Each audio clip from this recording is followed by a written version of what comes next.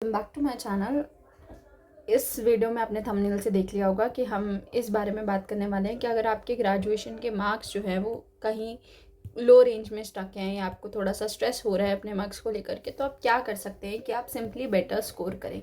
ठीक है, तो यहाँ पे देखो, अब बहुत सिंपल सी कुछ चीज़ें हैं जिससे आपका प्रेजेंटेशन स्किल्स इंप्रूव होता है। कोई चीट कोड्स नहीं है ये आपके प्रेजेंटेशन को इम्प्रूव करने के लिए होता है, ताकि जब एग्जामिनर आपकी कॉपी देखे तो आपकी कॉपी, जो उसने इतनी कॉपीज़ देख ली अभी तक, उसमें से थोड़ी सी स्टैंड आउट करे एंड आप इजीली अच्छा स्कोर कर पाए।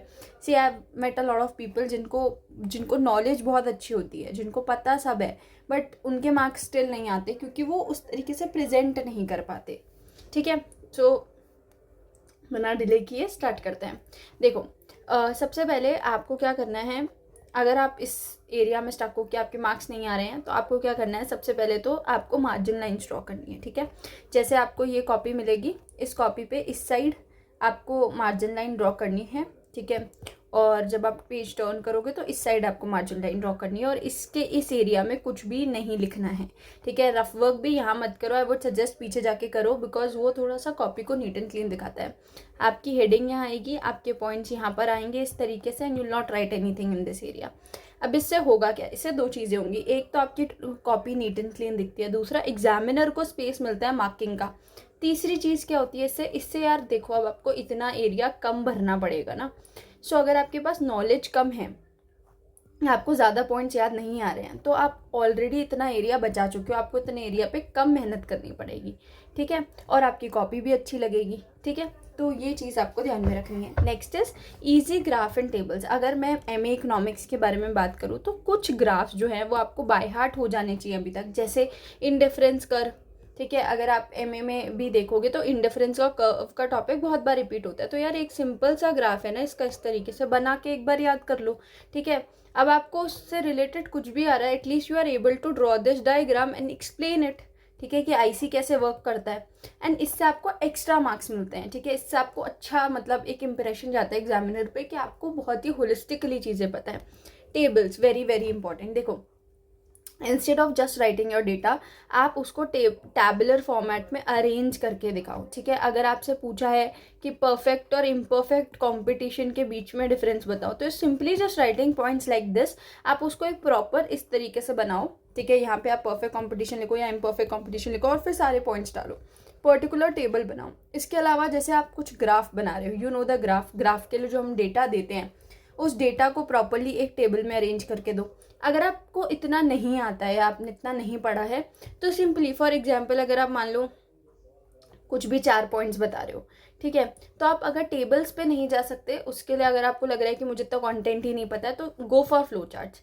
ठीक है, कैसे करोगे, सिंपली देखो इधर। सबसे पहले सपोज करो कोई टॉपिक लेते हैं, क्या टॉपिक ले, ठीक है, तो इसके अंदर आपको क्या करना है, आपने ग्राफ बना दिया, आपने एक्सप्लेन कर दिया, आपको टेबल बनानी नहीं आ रही है, तो आप फ्लो चार्ट का इस्तेमाल करने जा रहे हो। अब सपोज करो परफेक्ट कंपटीशन का ही टॉपिक है। ठीक है, तो अब इस परफेक्ट कंपटीशन के टॉपिक में या मोनोपोली का टॉपिक है या मार्केट फेलियर का टॉपिक है। ठीक है, तो आपने इसकी हेडिंग डाली, आपने इसके बारे में इस तरीके से एक फ्लो चार्ट बना के इसके सारे पॉइंट्स लिख दिए। ठीक है, अब ये आपका डायग्राम भी अच्छा लगेगा। ठीक है, इस तरीके से आपने 4 पॉइंट बना के यहाँ पे लिख दिए। Now you start explaining these points. ठीक है, एक तो आपका एक पेज ज़्यादा भर गया, इतने एरिया में आपको लिखना नहीं पड़ा, बिकॉज यार टाइम लिमिट भी होता है, ऐसे कोई आप पूरा टाइम बस लिख नहीं सकते हो। तो दिस विल हेल्प यू कि आप स्पेस भी कवर कर लो, एग्जामिनर को भी आपकी कॉपी देख के अच्छी लग रही है। अगर उसको इतना बड़ा सारा रीड नहीं करना है, तो उससे यहीं से समझ आ जाएगा कि आपने जो पॉइंट्स लिखे हैं उसमें कितना दम है। ठीक है, और वो उस बेसिस पे आपको मार्क्स देगा। नेक्स्ट, उसके साथ साथ आपको फ्लो चार्ट्स के अंदर और क्या करना होता है, देखो, अगर कोई प्रोसेस बता रहे हो, आप कोई प्रोसेस एक्सप्लेन कर रहे हो, तो उस प्रोसेस को आप इस तरीके वाले फ्लो चार्ट्स के थ्रू एक्सप्लेन कर सकते हो। It would really really help. ठीक है, उसके बाद एग्जाम्पल्स, सिंपल एग्जाम्पल्स कोट करो। अगर मैं पैरेटो ऑप्टिमिलिटी या पैरेटो एफिशिएंट की बात करूँ, ठीक है, तो अब मुझे इसके बारे में बताना है, तो मैं सिंपल से, अगर मुझे ये क्वेश्चन आ गया है कि मुझे ये 5 मार्क्स में एक्सप्लेन करना है, मैंने इसकी डेफिनेशन बता दी, मैंने इसके पॉइंट्स बता दी, अब मुझे और भी कुछ बताना है, तो इसका एग्जाम्पल दे दो, एक सिंपल सा एग्जाम्पल कि सपोज आपको एक केक डिवाइड करना है, तो you should divide it in such a way कि अगर आपके 2 बंदे हैं, ए और बी, और दोनों को एकदम बराबर केक मिले, और अगर आपको किसी को बेटर करना है, अगर आपको बी को बेटर करना है तो आपको ए को वर्स ऑफ करना पड़े या vice versa. This is what, this is Pareto efficiency और ऑप्टिमलिटी। अगर आपको इसी तरीके से, ठीक है, चीज़ों को समझना है, इतने इजी लैंग्वेज में वन शॉट्स देखने हैं एम इकोनॉमिक्स के लिए, माइक्रो इकोनॉमिक्स के लिए स्पेसिफिकली, तो आप मेरे को जो नीचे कमेंट सेक्शन में टेलीग्राम चैनल पिंड है उस पर मैसेज कर देना, ठीक है, and I would try to help you in that way also, ठीक है। उसके बाद पॉइंटर फॉर्मेट, मैंने ऐसे शीट्स देखी हैं कि यार लोग, मेरे खुद के कुछ दोस्त हैं, वो पूरा पूरा पूरा पैराग्राफ भर देते हैं। भाई साहब, कोई आदमी है वो चेक कर रहा है इसको, तो उसको कैसे ही समझ में आएगा कि आपने इसमें क्या लिखा है। इंस्टेड ऑफ डूइंग दिस, एक प्रॉपर हेडिंग बनाओ, ठीक है, उस हेडिंग के नीचे पॉइंट्स लगाओ, उन पॉइंट्स को डालो। अगर आपको लग रहा है कि ज़्यादा मार्क का क्वेश्चन है तो उसे एक्सप्लेन करो, फिर पॉइंट बनाओ, फिर उसको डालो, फिर उसे 3 लाइन में एक्सप्लेन करो। इससे आपकी कॉपी स्ट्रक्चर लगती है, आपके पेज ज़्यादा भरते हैं, ठीक है। अगर आपको लग रहा है कि यार आप बिल्कुल पहले की तरह बस 10-12 पेज भराओगे आपको मार्क्स मिल जाएंगे, ऐसा नहीं होता है। They have given you 36 page for some reason, ठीक है। Now explain related topics. यार देखो, कई बार क्या होता है, कई बार कोई ऐसा क्वेश्चन होता है जिसमें हमें डेटा एक सफिशेंट, हाँ, पता होता है, बट हमें बहुत ज़्यादा नहीं पता है। फॉर एग्जाम्पल, अगर समझो ये पब्लिक गुड्स का ही क्वेश्चन है, ठीक है। अब ये पब्लिक गुड्स का क्वेश्चन आ गया एज अ 20 मार्कर, ठीक है। तो आई वुड सजेस्ट कि आप 20 मार्कर के अंदर एटलीस्ट 9 to 10 पेजेस भरो। मैं उसकी भी बात करूंगी कि कैसे आप यहाँ तक पहुँच सकते हो। आपको लगेगा भाई 9-10 पेजेस में क्या ही लिख लेंगे, but I will tell you this, ठीक है। तो अब पब्लिक गुड्स में आपको 20 मार्कर लिखना है। अब आप सिंपली पब्लिक गुड्स की डेफिनेशन लिख के 4 पॉइंट्स एक्सप्लेन करके तो नहीं जा सकते हो। ये पेजेस आपको भरने हैं, आपको उनको दिखाना है कि आपको बहुत अच्छे से चीज़ के बारे में पता है। तो क्या करोगे, सबसे पहले start with basic and related topics. तो पेज भरने का मतलब बहुत लोग गलत समझते हैं, कुछ भी भर दो, नहीं बॉस, रिलेटेड टॉपिक्स को क्रोनोलॉजी के अंदर भरो, ठीक है। सबसे पहले आपने गुड्स एक्सप्लेन करा, आपने पूरे गुड्स को एक्सप्लेन करा, गुड्स क्या होते हैं, सर्विसेज क्या होती है, एक्सेट्रा, ठीक है। फिर आपने यहाँ पे एक छोटा सा इस तरीके से डायग्राम बनाया जिसमें आपने लिखा कि 2 तरह के होते हैं, पब्लिक गुड्स और प्राइवेट गुड्स, ठीक है। फिर आपने प्राइवेट गुड्स को एक्सप्लेन करा, फिर आपने पब्लिक गुड्स को एक्सप्लेन करा, फिर आपने एक डिफ्रेंसिएशन दिया between public goods and private goods, इस तरीके से टेबल बना के। ऑलमोस्ट 2 पेजेस कवर्ड, ठीक है। उसके बाद आपने पब्लिक गुड्स को लिया, ठीक है, you wrote it like this, public goods, and आपने उसका एक फ्लो चार्ट बनाया कि उसके क्या क्या बेनिफिट्स होते हैं पब्लिक गुड्स को देने के, ठीक है। उसके अलावा जो आपको इन्फॉर्मेशन पता है आपने वो यहाँ पे मेंशन करी, इन 4 पॉइंट्स को पहले एक्सप्लेन किया, एंड इसको हर चीज़ के साथ एग्जाम्पल दे दो ना। पब्लिक गुड्स इतनी बेसिक सी चीज़ है कि आपको हर चीज़ के साथ एग्जाम्पल पता है। पब्लिक पार्क हो सकते हैं, कौन देता है, गवर्नमेंट देती है। फॉर एग्जाम्पल, गवर्नमेंट ने कोई पर्टिकुलर स्कीम के तहत कुछ बनाया तो वो पब्लिक गुड के अंदर आएगा, एट्सेट्रा, ठीक है। इस तरीके से आपने पूरा एक्सप्लेन कर दिया पब्लिक गुड्स को।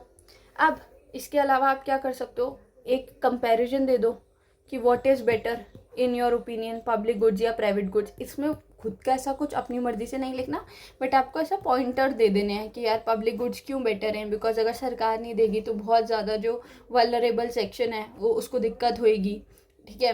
प्राइवेट गुड्स हर कोई अफोर्ड नहीं कर सकता है हमारे देश में, ठीक है, हमें पावर्टी रिड्यूस करनी है, तो इन सब चीज़ों के लिए हमें पब्लिक गुड्स की ज़रूरत है और इसीलिए पब्लिक गुड्स बेटर है।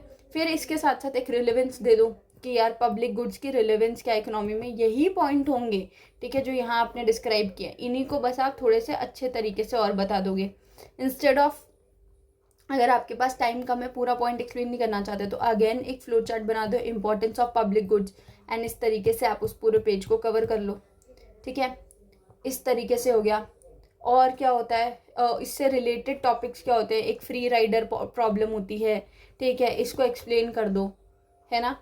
इस तरीके से जब आप पेपर भरना शुरू करोगे, देखो we are done with 2 pages, 3 pages, 4 pages, 5 pages, और अब मैं फ्री राइडर को थोड़ा सा और एक्सप्लेन कर दूंगी तो I will be done with 6 pages, ठीक है। 6 पेजेस के बाद और क्या कर सकते हैं, हमें तो 9 तक जाना ही है, तो 9 पेजेस तक सोचना पड़ेगा, ठीक है। आप मतलब कुछ क्वेश्चन में आप ये भी कर सकते हो कि फॉर एग्जांपल जैसे ये वाला क्वेश्चन है कि आपको लग रहा है कि मैं 9 नहीं लिख पाऊंगा, तो इसमें 8 कर दो, एंड फिर किसी में जिसमें आपको बेटर नॉलेज है उसमें आप 10 कर देना, तो दैट शुड ऑल्सो वर्क, ठीक है।